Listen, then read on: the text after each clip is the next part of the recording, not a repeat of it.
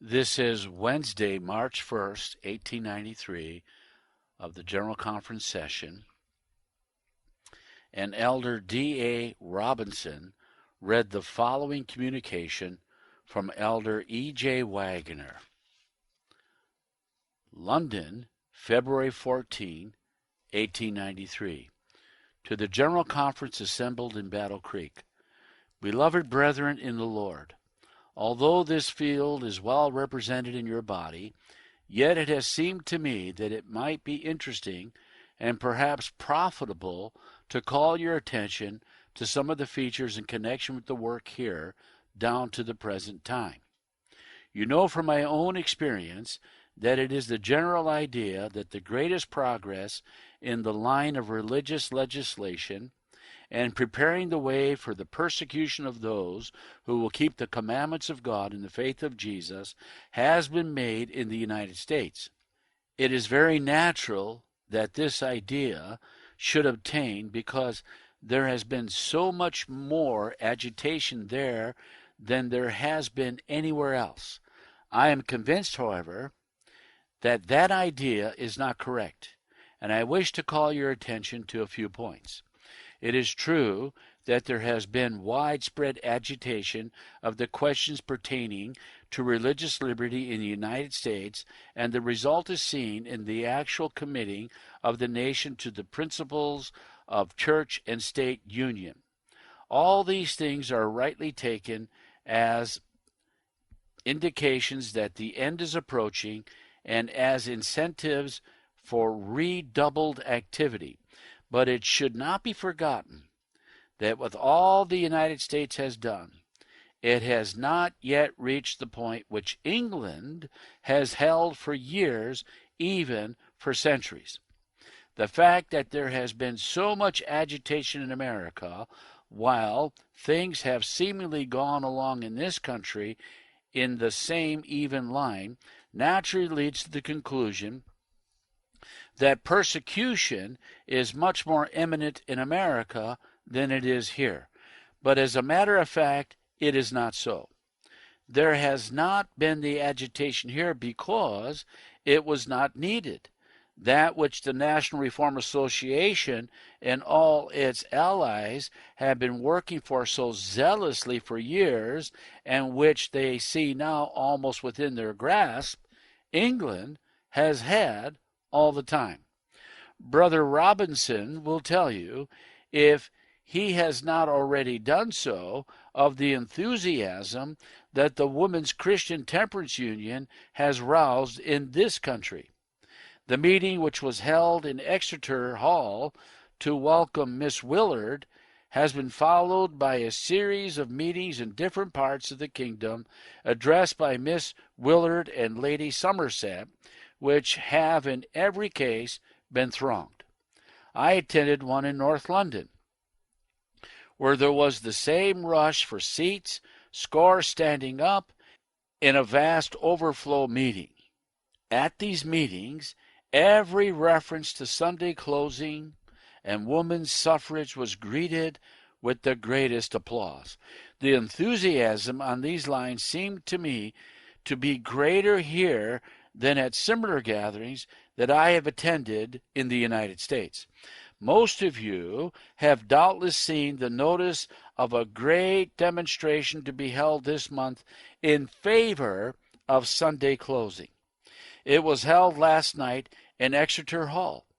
It was a bad night, yet the hall was well filled and with a most enthusiastic and determined crowd. The Lord Bishop of London presided and made a most earnest speech for Sunday closing. Several members of Parliament made speeches. I cannot take the time to present any of the points. You are all familiar with the general arguments advanced at such meetings, but there was one thing most noticeable, and that was that it was not a meeting specially for argument as to the necessity for the closing of public houses on Sunday. It was simply for the purpose of spurring up Parliament. The situation is in brief this. There is a general Sunday law for the kingdom.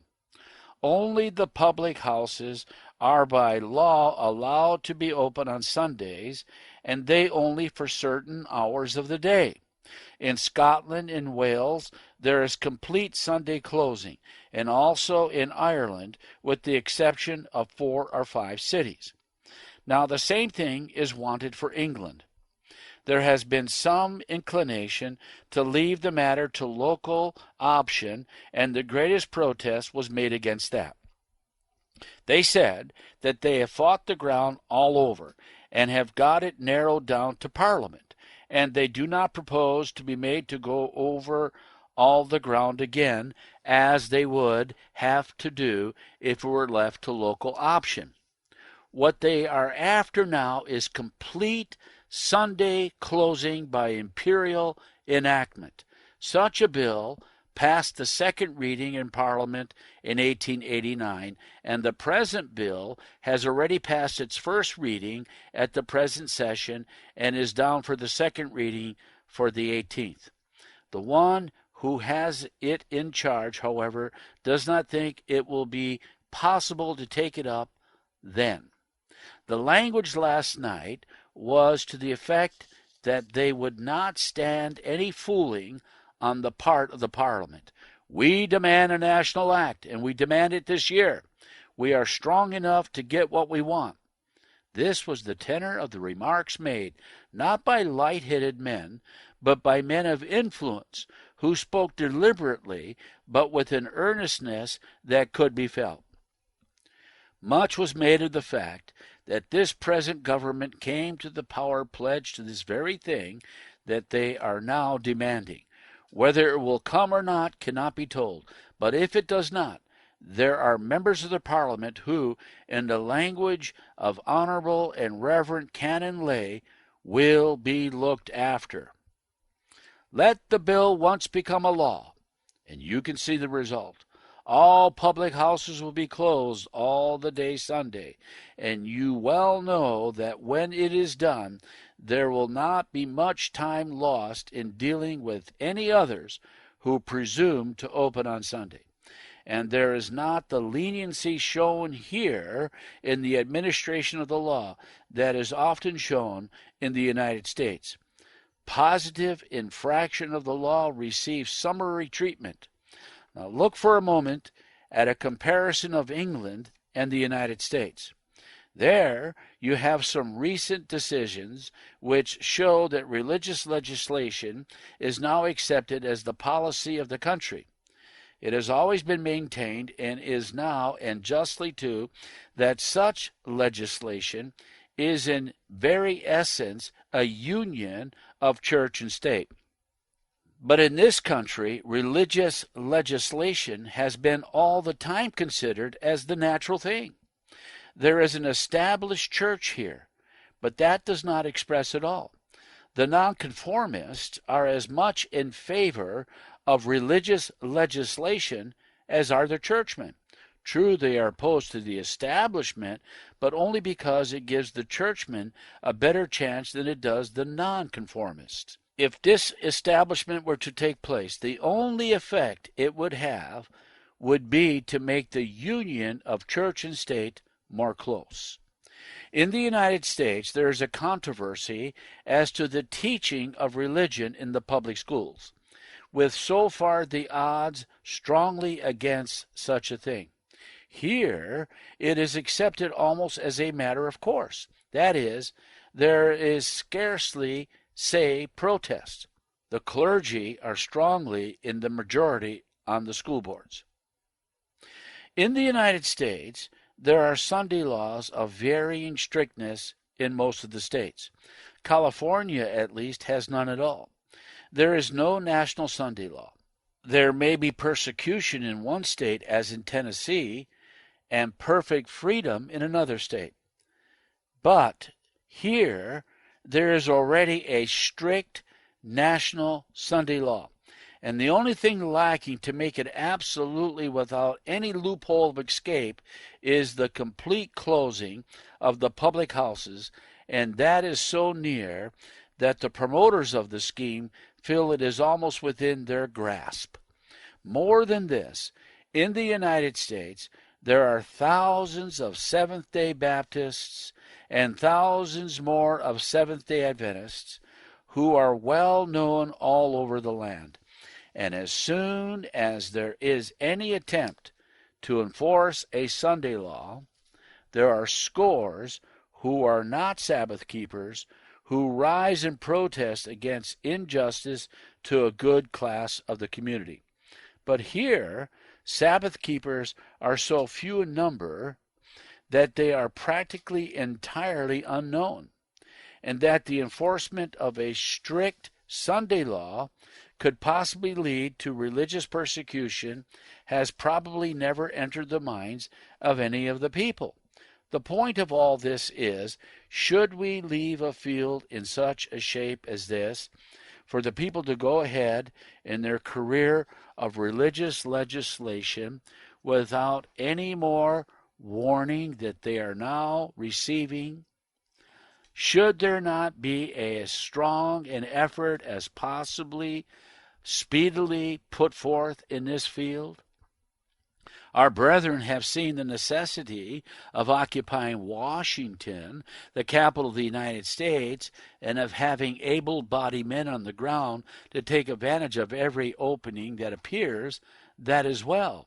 I wish that we might have a force there 10 times stronger than ever has been there yet. But if it is necessary to have a force in Washington so that the truth may be sounded out from there to all the nations, as it could not possibly from any other place, what shall be said of London, the capital not only of England, but of the British Empire and the metropolis of the world?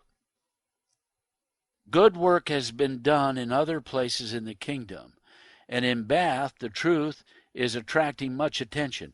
Not only so, but it is spreading from there to neighboring places. But no matter how many other places receive the message, it cannot be said that England is really occupied until London is occupied in fact, and not, as now, only in name.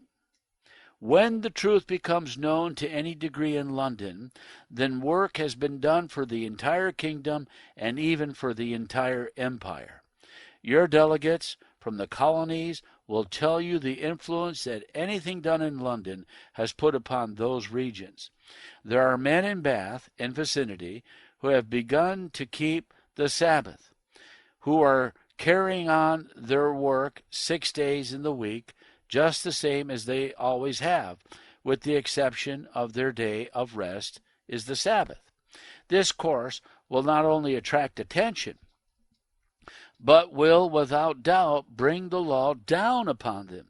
They have taken the step, prepared to take the consequences.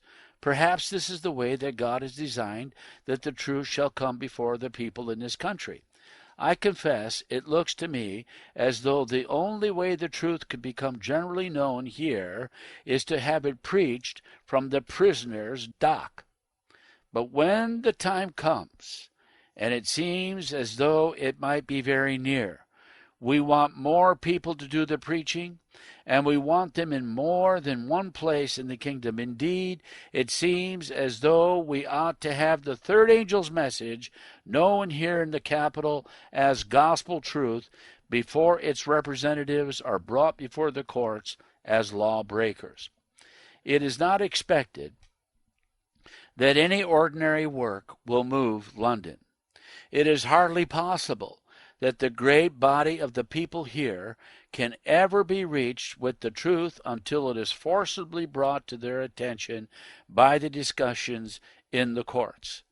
But what can we do and ought to do is the work in 100 different places in the city, so that the whole city may be permeated with the truth before the great struggle comes.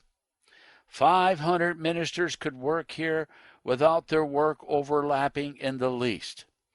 But it is not public ministers of the gospel that are to do all the work.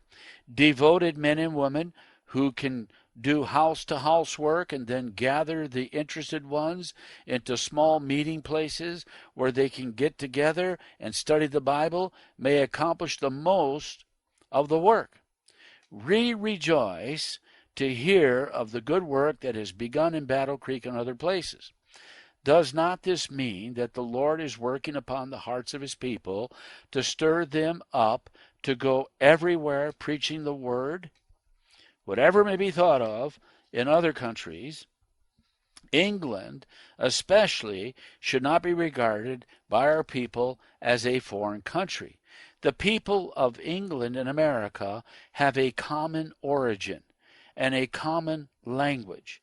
The differences in customs and languages are not greater than between different parts of the United States.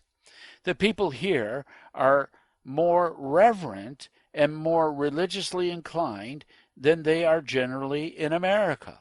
There is a wide open door here, and it seems as though we should look upon it just the same as we would a section of the United States in which not much had been done. Whoever comes before the people with no thought but of the word which he has to present will find no difficulty on the score of differences in customs and languages.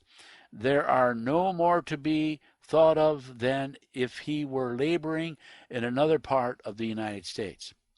Will you bear with me in touching just one more point? Is there not altogether too general an idea, not perhaps actually expressed, that where there are the most Sabbath keepers and where the most is contributed, there they have a right to expect the greatest amount of labor? As an actual fact, ought not the matter be reversed? The church is the light of the world. Where there are the greatest number of representatives of Christ, there should be the greatest amount of light shed upon the people without the public evangelist. In the work of which we have heard in Battle Creek, is not the Lord showing that he will work through his own people for the enlightenment of the people around them, such as the work sprung up in private? Is he not showing them that they are to leave the ministers free and carrying the light to those who have it not? It is true that the Lord can work upon the hearts of those who do not know the third angel's message, leading them into it without the minister, just as he is working upon the hearts of those who do already know of it. But are there not scores of persons who want a share in the work of the Lord? It is nothing with the Lord to save whether with few or with many, but when all have come over here that can possibly come, there will be only a few, and who would not like to be among the few? If the Lord has blessed the people of any section of the country, so that there are many Sabbath keepers there, and a large tithe is raised, with contributions in proportion, is it that he would have them devoted to all their immediate section? Is it not that we would have them sent out to the sections where light has not yet shone, or but feebly? The tithe is the Lord's, and so is the earth. Therefore, he means that what is raised in any place belongs to the whole world, without respect to locality, and that it is to be used to send forth laborers into the field, while the people who stay at home let the light shine to their neighbors. But I will not weary your patience with presenting truth, which you may hear much better from those who are with you in person. My only purpose in addressing you is to call your attention to the fact that this is really a home field, and that there is a crisis approaching here no less than in the United States. The field is white to the harvest. I do not know of any part of the United States where labor can be put forth with such good prospect of success as right here in London. This is a great center. When you send men here, you are sending them to do work not only in this field, but in South America, Africa, Australia, New Zealand, and scores of islands of the sea. I have great faith that God will bless you abundantly at this conference with a greater measure of his Spirit and of the light of truth than ever before, and that it will lead you to give the consideration that is due to this most promising and most important field. May the blessing of God and the fullness of the Holy Spirit be with you and guide you in all of your counsels. Your brother in Christ, E.J. Waggoner. The end of his letter.